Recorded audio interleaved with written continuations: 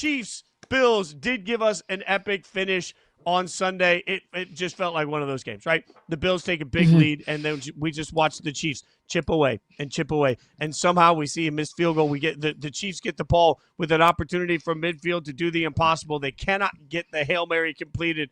The Bills come away with a big win. And I want to just throw a parade and say, but on this show on Friday, we said this game wouldn't really matter because it's not the playoffs. I looked at it and thought, I mean, nice win for the Bills, but I'm not suddenly changing the way I feel about either of these teams based on what we saw on Sunday. Yeah, and we kept hearing over and over again on the broadcast, whether it was the play-by-play announcers or whether it was graphics, a game and rivalry of the decade. Like, we get it. Thank you. We get it. It's the Chiefs and the Bills. It speaks for itself.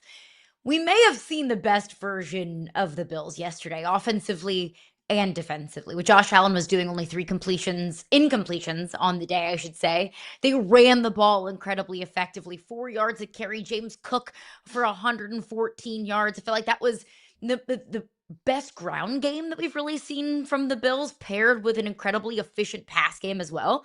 It was probably the best version of the Bills' defense that we've seen all season long. That was one of the biggest concerns that I had about the Buffalo Bills being able to go the distance, about the biggest concern that I had about the Bills achieving those Super Bowl expectations that they came into the season with was, at times, really for a majority of the season, the defense has looked leaky. The offense has really had to carry a majority of that load. But yesterday, they made Patrick Mahomes' life hell.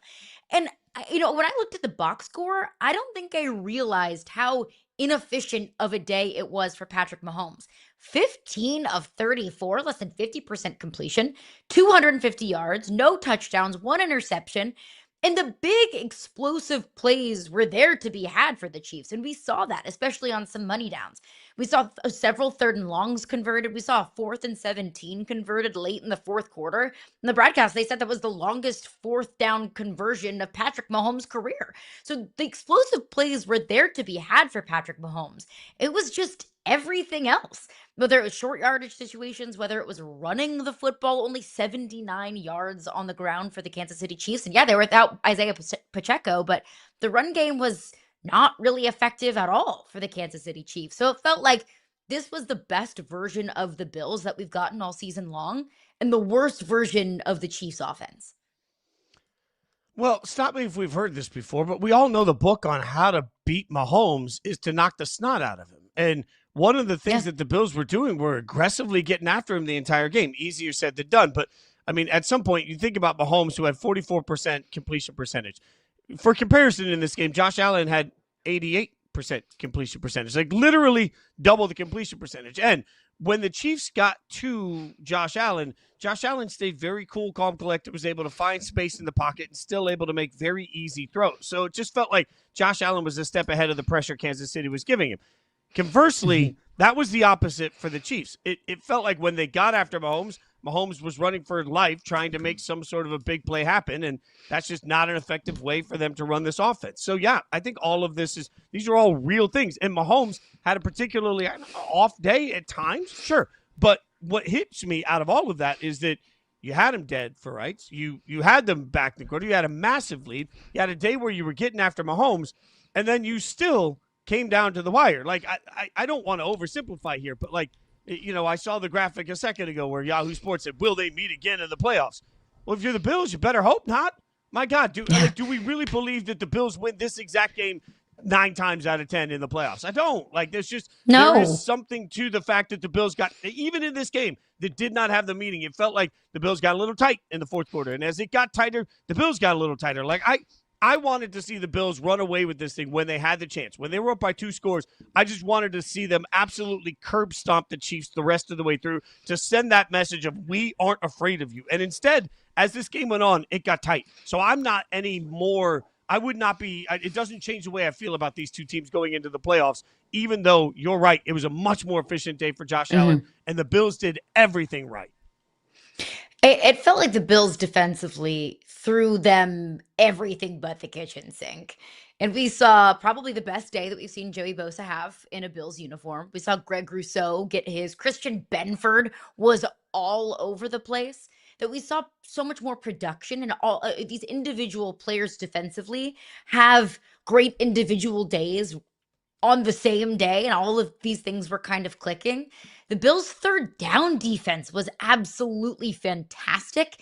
I mean, they held the Chiefs to, let's see, 3 of 13 on third down. They were throwing them so many different kind of looks. They were getting after Patrick Mahomes. So you also have to beg the question of, if they're throwing everything at the Chiefs in a one-score game, the Chiefs are going to be able to game plan for that if and when these two face each other at some point in the playoffs, whether it's the AFC Championship game or not.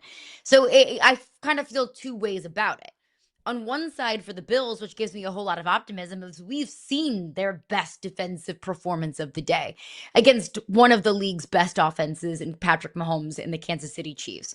We've seen the Buffalo Bills defense look so much better than maybe it has in the past, when they, couldn't stop the Miami Dolphins offense. We've seen Josh Allen look so incredibly effective and efficient, and James Cook run the ball very, very well. So we see that, and that can give me more optimism about this Bills team piecing good performances, not just quarter after quarter, but also game after game. But also, if you want to look at it on the flip side, it's you see all these pieces clicking for the Buffalo Bills in all three phases, and it was still a one-score game. It was still a one-score game against the Kansas City Chiefs. And look, we've seen the Bills beat the Chiefs at home. It's what their last 5 meetings in the regular season, the Bills have won. But I go back to what we talked about on Friday. Is this game really, in the grand scheme of things, doesn't mean anything? It's great that we feel great about the Bills waking up this morning on Monday morning. The Bills fans feel great about their team right now. That's all great and wonderful and all. There's value to that. But there are much higher expectations for this Buffalo Bills team. And their performance yesterday doesn't give me any more optimism that they can beat the Chiefs in the postseason, because they've beaten the Chiefs in the regular season before. That's the hardest part about this. Now, Kansas City is starting to get backed into a corner, and I've been ever the Chiefs apologist on this show, keep saying, hey, it's going to be right, it's going to be fine. There is significance to this loss for Kansas City in the sense that when you look at what's upcoming on their schedule, their next game will be against the Broncos. Keep in mind, the Broncos play Thursday night this week against the Raiders. So the Broncos will have the mini bye to get ready for the Chiefs. So they got to go to Denver. Denver will be on more rest. Then they got to take on the Colts, and then they got to go to Dallas on a short week for Thanksgiving. So I know Dallas's defense is terrible, blah, blah, blah, blah, blah. But realistically, Broncos, Colts, Dallas, that's a tough three-game spin that we've got. They're going to play literally 3 football games in 11 days. That is a lot on the human body. That is a lot against those particular teams. Like the Chiefs, if there is any large consequence from the game, to me, it's that their wiggle room gets reduced even more. If the playoffs started today, they don't. But if they did, the Chiefs would be the 8 spot in the AFC, meaning they just miss out on the playoffs. They would not be a playoff team. So, look, there's plenty of football left to go. But that 3-game stretch, now that you're coming off a loss to the Bills, Caroline, has a lot more urgency to me. And the fact that they have 2 games left with the Broncos, Yep. that's pretty massive too. And it's not just the Broncos next week. They go to Denver next week. So, I mean, I'm not overly concerned about the Chiefs. I'll ask you, do you feel any different about the Chiefs today than you did going into the matchup with the Bills? No. I don't at some either. point, like, this was just watching how bad it looks at times. Like, this is what we always do with the Chiefs. We sit there and we talk about what doesn't look right, and then they win most of their games, right? Like, so at the end of the day, am I particularly worried about it? No. Mahomes is not going to have a 44% completion day very often. Yes, they got to figure out pass protection. We know that. And this is what happens when you take on a defensive line that disrupts that offensive line for a day. It was the Super Bowl all over again for 3 quarters. Watching Mahomes get badgered was just such a reminder that everybody in the AFC is sitting here saying, how do I get a quarterback that can beat Mahomes? By the way, the Bills have one. I think Josh Allen reminded there are only 2 or 3 players in the entire league where you feel like when you have the ball, you have every advantage that Mahomes has. That's the Bills. Josh Allen is on that level. Don't get it twisted. But if you really want to beat the Chiefs, you don't need to worry about having a quarterback that's better than Mahomes. You need to worry about having 2 or 3 or 4 defensive linemen that can absolutely get after Mahomes. That's the way you beat the Chiefs, which is why I think it's so funny when most fans turn around constantly and say, we got to find a quarterback that can beat Mahomes. So that's not the answer. The answer is you need 3 guys on the defensive line that are having the game of their life. And then when they disrupt Mahomes enough, now you stand a chance. Jalen Hurts had to play very well to win a Super Bowl, sure, but that Eagles defense is why they won the Super Bowl. And last night, Josh Allen was absolutely incredible. He had an incredible football game. But to me, it's still the defensive line is the reason that you won that football game. So I think, did I learn anything about the Chiefs? No, unless the rest of the AFC can figure out how to get after Mahomes the way the Bills just did, which takes different personnel for most of these teams, the Chiefs are going to be just fine. Josh Allen is so good. Like, I know, hot take, breaking news, but I don't want that to just get overlooked in all of this conversation about, the Buffalo Bills postseason expectations or this game yesterday, because I don't feel like it's fair to just move on from or gloss over the day that Josh Allen had yesterday. He completed 23 of his 26 pass attempts. I mean, he added 2 touchdowns on the ground in addition to 1 through the air. Josh Allen is always so calm, cool, and collected. Josh Allen can seemingly make something out of nothing. I think we've just gotten used to that with Josh Allen. I feel like we've gotten used to that with some of these elite quarterbacks in the NFL. Patrick Mahomes the same way. That I think we need to take a step back and just observe and enjoy what we are seeing from Josh Allen. And look, it doesn't matter if it doesn't come up in the postseason. It doesn't matter if the Buffalo Bills continue to fall short of that. I understand that. The Bills have much larger expectations for this team, and they should. That is what Bills fans' expectations should be. I just want to take a second and just appreciate what we are watching week in and week out from Josh Allen. And it was so refreshing to me to finally see the Bills defense match, or at least get close to matching what Josh Allen offers this team offensively. Yeah, you're right. And by the way, I'm old enough to remember when there was a narrative that John Elway couldn't win Super Bowls until he did, right?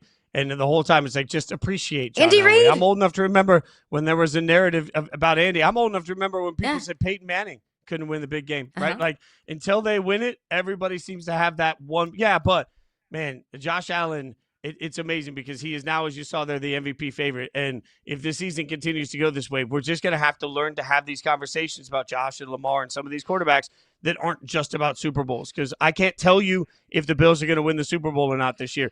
I can tell you that Josh Allen is certainly deserving of being the MVP as much as anybody else in this particular season.